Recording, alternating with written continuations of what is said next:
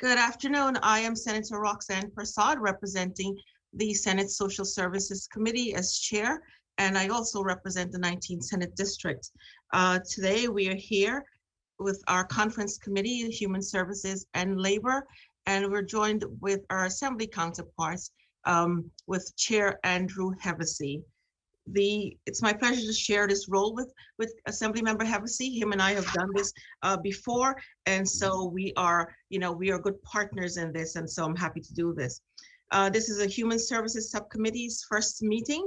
If you're watching this, you may know that we are at a critical juncture in this negotiations for our 2022-2023 budget.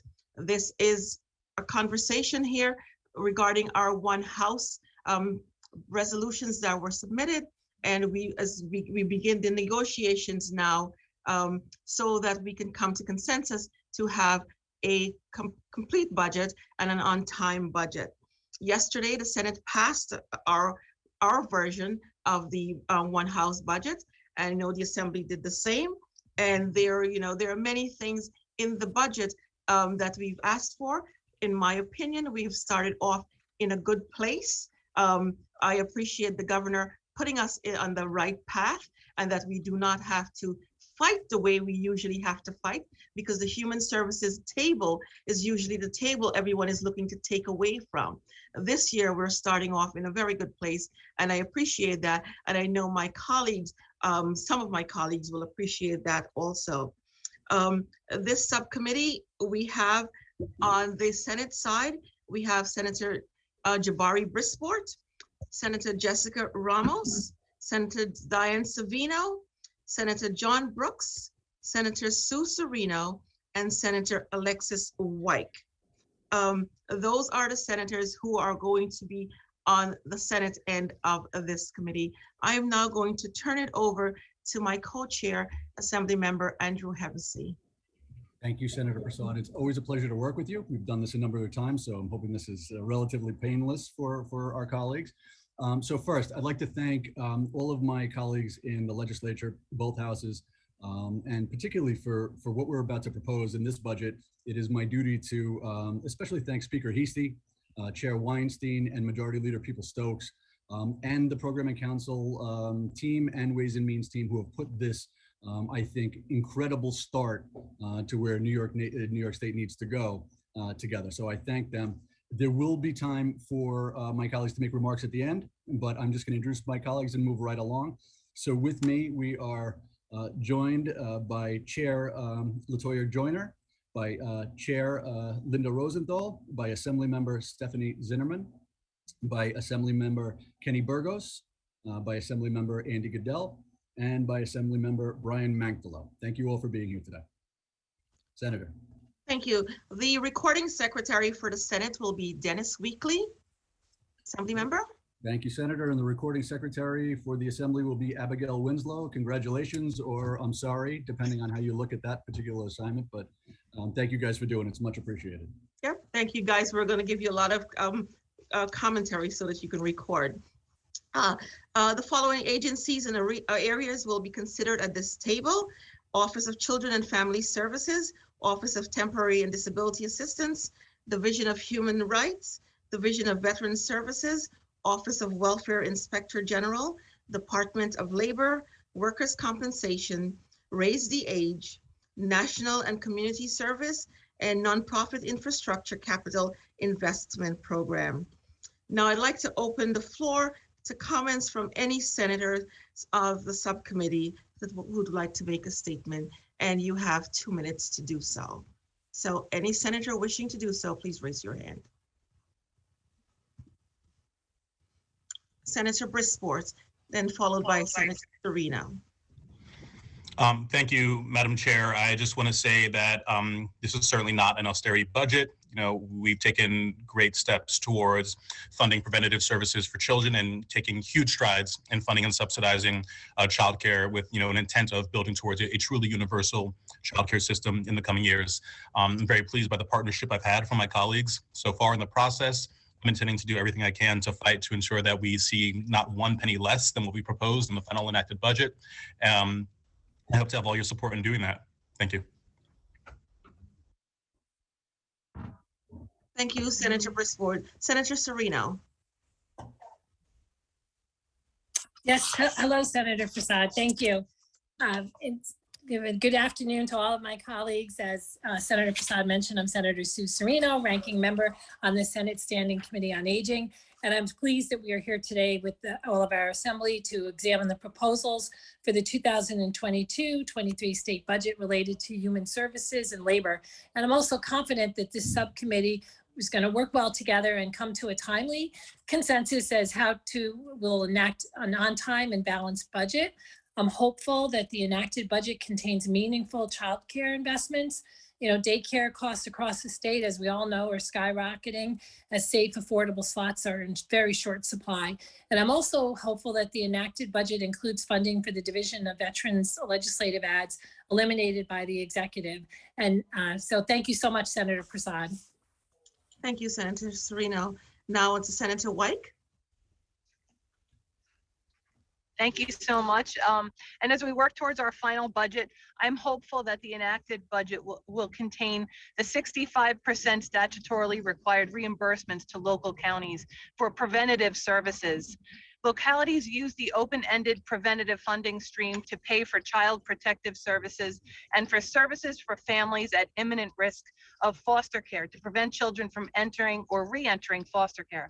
Although it's written in the statute that the reimbursement rate for preventative services would be 65%, for more than a decade, the state has funded it at 62%. The executive budget proposal continues this reduction in the state share increase in the county share. And this is an important area, and we see this over and over again, where we need these services to be up to par and funded properly. And so I look forward to this. So thank you so much. Thank you, Senator. And now to Senator Ramos. Thank you, Senator Prasad. As chair of the Labor Committee, I couldn't be happier that we're seeing us lift the hiring freeze along in really important that we're fully funding and staffing the Department of Labor so that it can actually carry out so many of the tasks that we have asked them to, and of course, including improper inspections of workplaces across our state and enforcing wage laws when and where necessary. More than that, I've been fighting for childcare this whole budget cycle. And I'm very happy to see the work requirement being done away with, making sure that we're expanding eligibility far past doubling the federal poverty line for eligibility. But I still think that there is room to fight for a wage floor for daycare providers. Expanding childcare, yes, is for parents to be able to return to work. Yes, it's about keeping our children safe, but we have to value the labor that is done by those who are helping us raise our children.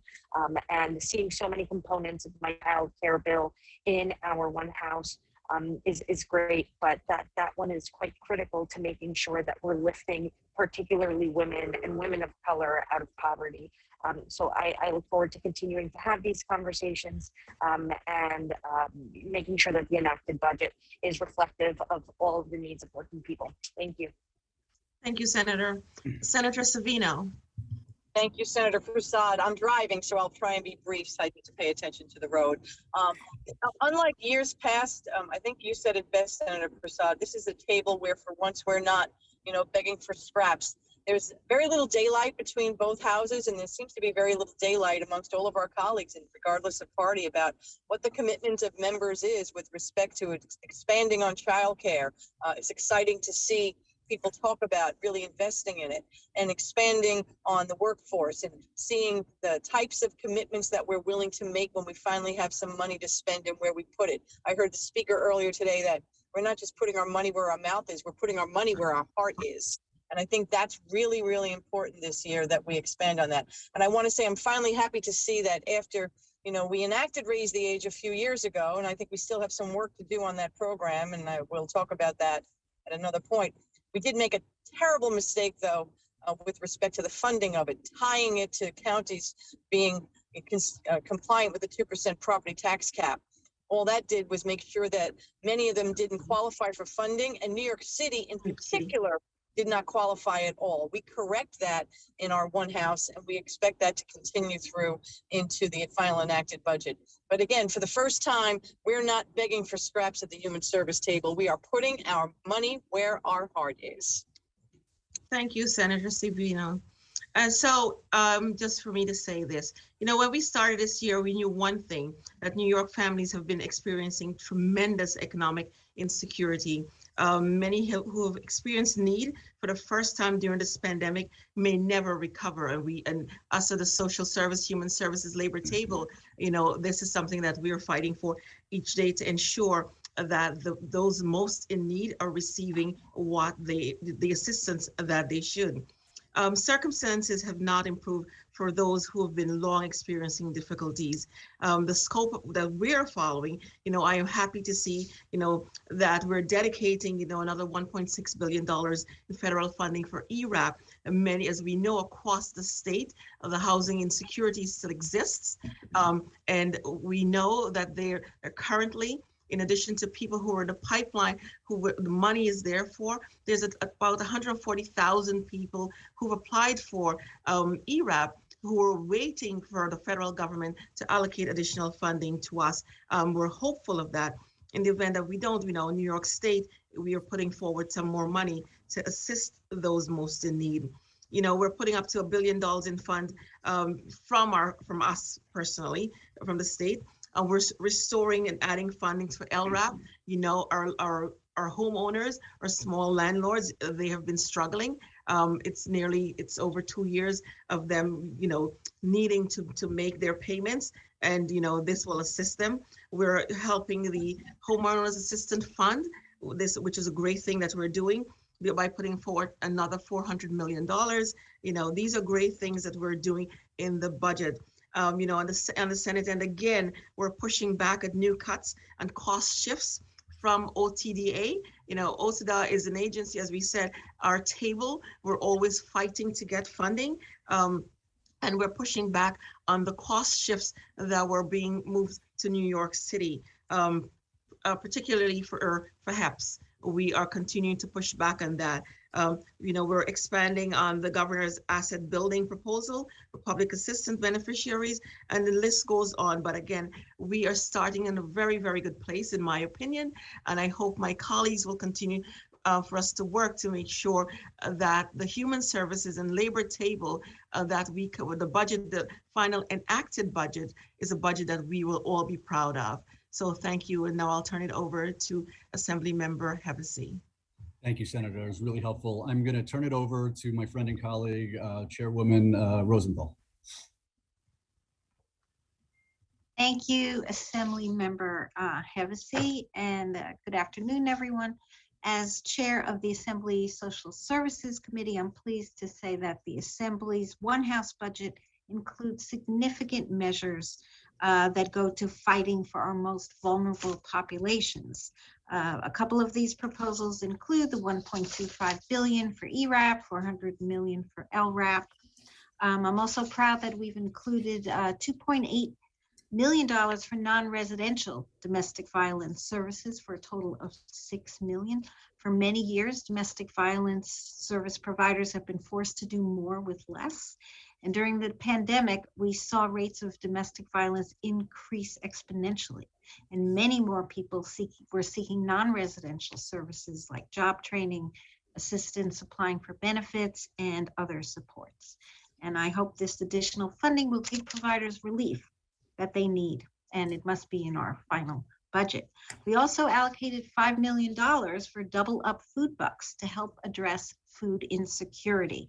The program matches our federal SNAP benefits dollar per dollar on New York grown fresh fruits and vegetables. So New Yorkers will have greater access to fresh and healthy foods while also helping out our New York State farms. We also, in the Assembly One House, have included $2 million for the nutritional outreach and education program. This program helps to alleviate hunger statewide by providing free services to food insecure New Yorkers, to nutrition assistance programs such as SNAP, the school breakfast program, and the summer food services program. We also have $1.5 million for the disability advocacy program, which is very important for individuals who've been denied or are in jeopardy of losing their SSD or SSI benefits. We've also included a few changes to our public assistance program, cutting out some red tape that has kept people from escaping poverty as quickly and easily as they should be able to. And I'm also proud that the Assembly has amended the 5.4% Human Services COLA to include New York State Supportive Housing Program. These workers help to place people into supportive housing units each day. They've been left out of previous COLAs, and I'm very proud and happy that they've been included in the pay increase in our budget. So I'm looking forward to passing an excellent on-time budget with these provisions and the ones about childcare and labor intact. Thank you. Thank you, Chair Rosenthal. We have been joined by Assemblymember Manny de los Santos. And if any other Assembly member would like to say a few words, now would be an appropriate time. Thank you, Assemblymember, for the opportunity to have me join this important committee. You know, as we discuss the budget priority as it relates to human services, it's my honor to have this opportunity to do the people's work and to ensure that the upcoming budget do exactly what we have in mind to do, which is to put hard-working family first. So thank you for the opportunity, and I look forward to contribute to any advocacy or anything that is of importance as it relates to human services. Thank you, Assemblymember. We really appreciate it and look forward to working with you closely on these topics. We know they're important to all of our communities, so thank you.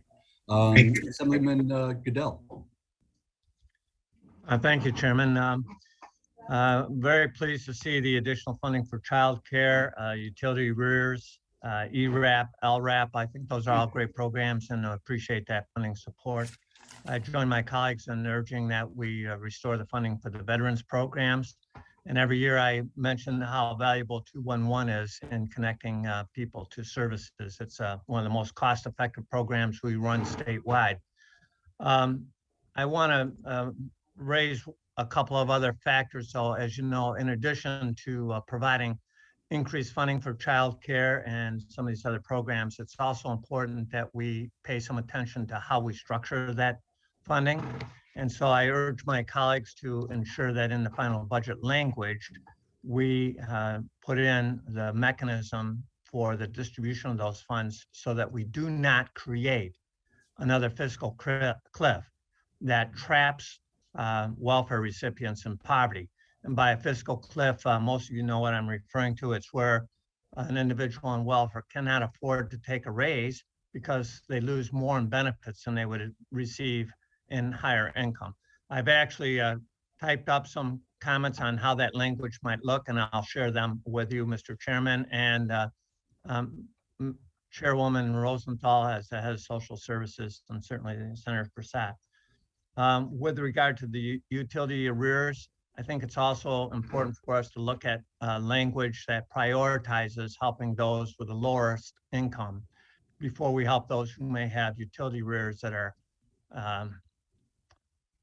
that have higher income. So I hope that we have some sort of means test included in that utility arrears program so that we wisely distribute those funds to those who need it the most. And again, thank you to all my colleagues for your efforts in helping the most needy. Thank you, Assemblyman. I'm going to move on to Assemblywoman Zinnerman for a closing remark. Thank you, Chair Hevesy and Prasad, for all you do to ensure that New York families have the full support of our state's agencies. Here in the State Assembly, we are doing all that we can to make investments into our economy and work for policies that put more money back into the pockets of New Yorkers. Childcare is one of the highest expenses that families have outside of rent. In my district, the 56th Assembly District, and many others throughout our state, these costs are upwards of 50% of their income. An average New York City family spends $16,000 a year for a child under 2, $11,648 for children between 3 and 5, and $9,620 for those 6 to 12 school-age children. The 2022-23 budget provides over $3 billion for child care, included $2 billion to maintain current subsidies and expand the eligibility from 200% of the federal poverty level to 400%, something we've been trying to do for a very long time. The budget also restores funding to critical programs operated by the Office of Children and Family Services, specifically and near and dear to my heart, the $1.9 million for kinship care and $100,000 for kinship navigator. As you know, kinship care providers are our grandparents, they're our relatives, and even family friends who care for our children. Most kinship caregivers are not foster parents and privately provide full-time care for our children, and they need our support. The Kinship Care Navigator is a 21st century tool that provides essential information, referrals, and assistance via the web and through a toll-free telephone line. The Assembly this year really recognizes that human capital allows our economy to grow. When human capital increases, it leads to innovation, social well-being, equality, increased productivity, improved rates of participation. This is how we deal with the critical shortages in our healthcare, transportation, and education sectors. Therefore, we need to invest in these critical human services.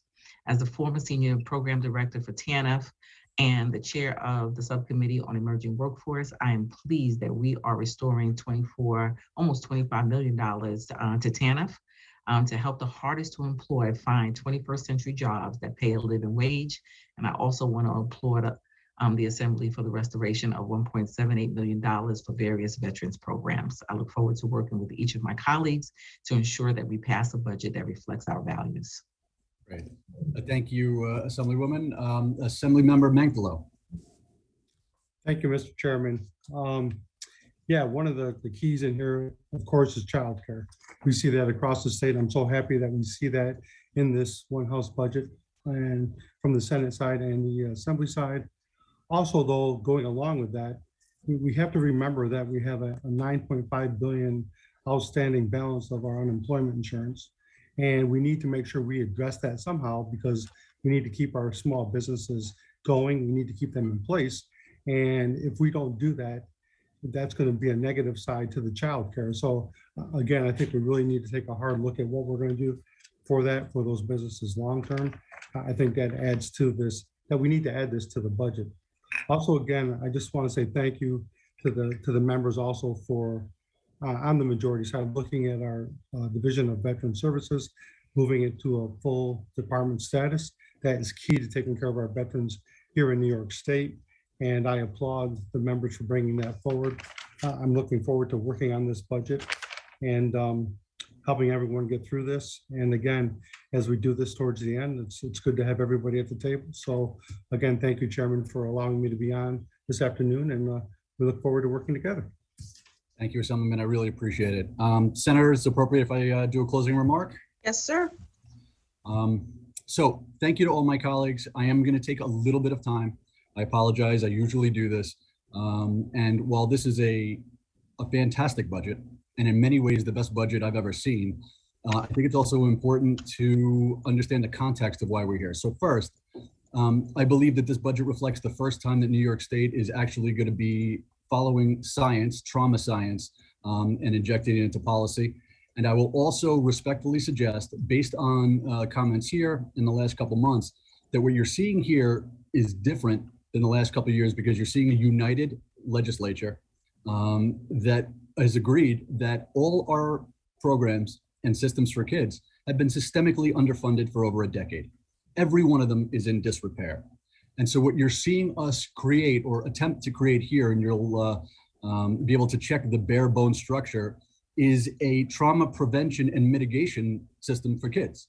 So when you have childcare at this robust level, and then you add in what the Assembly has with 150 million for pre-K and upstate, and then you add in the 65-35 prevention, which I'll touch on again, and then you add in the 0 to 4 tax credit that the Assembly has put forward, which I believe will be one of the best poverty fighting tools we have, which will help get us to the goal for poverty reduction set forth by some of our colleagues, some here.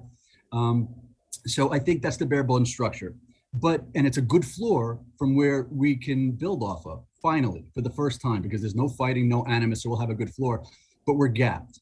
So I'm gonna use this time to respectfully suggest that we don't in the assembly need to put in more money.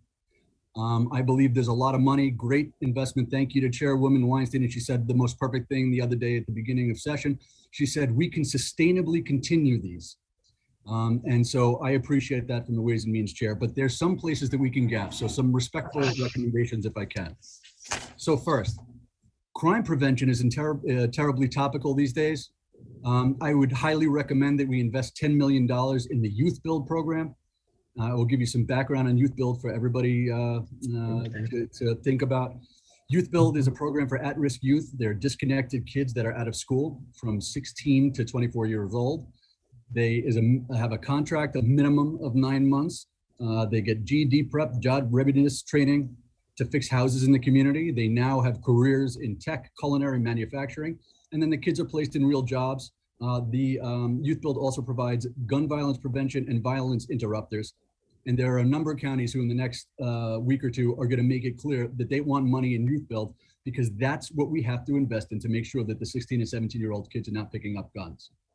Second, also for crime prevention. I have been, along with many of my colleagues on this call, been fighting for childcare. And I know this is not a popular position, but I respectfully put this on the table for our consideration with the executive and the Senate, that a small amount of the childcare money be redirected to fund the after-school workforce. After school is exactly when kids are picking up guns and getting into trouble, and that workforce has been underfunded. We'll get back to workforces in a minute. Finally, we got to look for other opportunities that are just presenting itself. I know of one in Queens. Common Point Queens is now able to open a new community center in Jamaica, and they have the ability to provide gun violence and SNUG and violence interrupter programs and others, as well as mental health and all the other CAT services. So they only require 1.5 million. I would respectfully suggest we talk about that. And then I'm going to run through the other ones.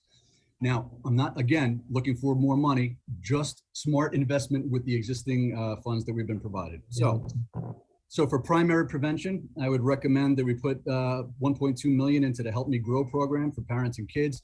The logic of primary prevention is the equivalent of you do not eat your ice cream, you eat your ice cream, excuse me, before it melts. You don't try to eat it after it's dripping. And that's been a problem that New York State has across the board. We've gotten out of the business of preventing problems. So everything on this quick list, and I'll end quickly, is about preventing more problems, more trauma, and saving taxpayer money. We should fund the child welfare housing subsidy.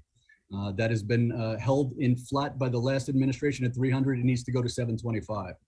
I believe we need to add, like Assemblywoman Zinnerman said, $10 million to the Kinship Navigator. Kinship is the best way to get kids out of foster care.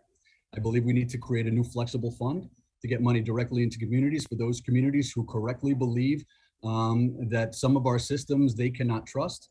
I believe our 211 system that I know some of our colleagues mentioned can use extra money, which is helpful. I know there was a Republican colleague of mine who stood on the floor and mentioned yesterday a desert at SUNY Canton. I know the New York State Alliance of Boys and Girls Clubs needs money. So again, this is Assemblyman Hevesy. I apologize to everybody who was watching that conference committee. The most brilliant things were said when we were offline, so sorry you missed them, but the system did crash. So Senator Prasad and I are going to wrap this up. I will not finish my complete comments except to say one last thing. Just a general observation about why this budget is different from any other budget I've seen since I've been here or heard about. And the reason is none of this is being done because it's something that we would just like to do. We're doing this because every system for kids and families has been systemically underfunded for 10 years. Because every county has had money taken away from them, because the most vulnerable Black and brown children and white children in New York State have had money taken away from them. If you look at the executive budgets of the last 10 years, you will see systemic attacks on the most vulnerable children, one after the other. And today we are restoring the 6535 prevention services. You heard one of my Senate colleagues from the other side of the aisle talk about this. I think this is the most important policy. I'm going to take 1 second to talk about it, and then I'll stop, Senator. We can close this, and I thank you for your time. The 6535 prevention services is the best policy I have seen since I've gotten to Albany, or heard about since I've gotten to Albany. And a little bit of history. In the 1970s, the number of foster care kids in New York State was tens of thousands, 50, 40,000. Today, it currently stands at 16,000. The primary driver of that reduction in foster care kids, which saves us money and saves those kids' lives and helps them not be doomed or defined by their trauma, is the 65-35. The logic was we needed as a state in the 70s and 80s to get the counties to invest in prevention services. The way to do that is to reimburse them at a 65 rate, 65 cents on the dollar for every dollar they spend. And it's uncapped. You can, the counties can spend millions on it and we reimburse. There's no cap. But the 65-35 has been held below the statutorily required level. Let me say that again. The last administration violated the law. And what did they get for doing that? They hurt the most vulnerable Black and brown kids and white kids, but primarily Black and brown kids across the state. And they cost us all billions, because those preventative services go into the kids and the families that are experiencing the worst trauma, the worst poverty, everything that could go wrong, and they're hanging on by a thread. But the last administration decided that we are gonna not even follow the law. We're gonna go out of our way to hurt those poor Black and brown kids and to waste taxpayers' money. That's just a sense of what we've been dealing with from the last administration. Everything you're seeing here is reinvestment in children. We're doing it intentionally, we're doing it boldly, and we're doing it because New York State needs and will now get back into the business of preventing societal problems. Thank you, Senator, for allowing me to close there. Thank you, Assembly Member. We are here, we do not have table targets here at this Human Services and Labor table. And as you know, table targets is the pot of money that we'll be using to fund the many programs that are coming before us. And I hope that we can all continue the conversation and with the understanding that the outcome, we all are looking for the same outcomes. Across social services, we have not invested enough. And this is the chance that we have to rectify all the ills that were done across the social services arena. So I thank you all for this, for being here today. And this concludes the first meeting of our conference committee on human services and labor. And I look forward to our staff and our finance chair and Ways and Means chair, our finance chair, Senator Liz Krueger, and her team working to ensure that our voices are heard at that table, so that when they bring it back to us, we will all be comfortable with where we're going. And the people across the state of New York will understand that we are here fighting for their needs to ensure that the most vulnerable populations across New York State are taken care of. So I thank you to my co-chair, Assemblymember Hevesy, and to all the chairs of each committee who's on here, and for all the members who are here today and the staff. So despite the little glitch that we had, I thank you for hanging in here with us, and we will reconvene at the next meeting. With that information will be sent to you as soon as we receive it. So have a great day, everyone, and thank you very much. Thank you, Senator.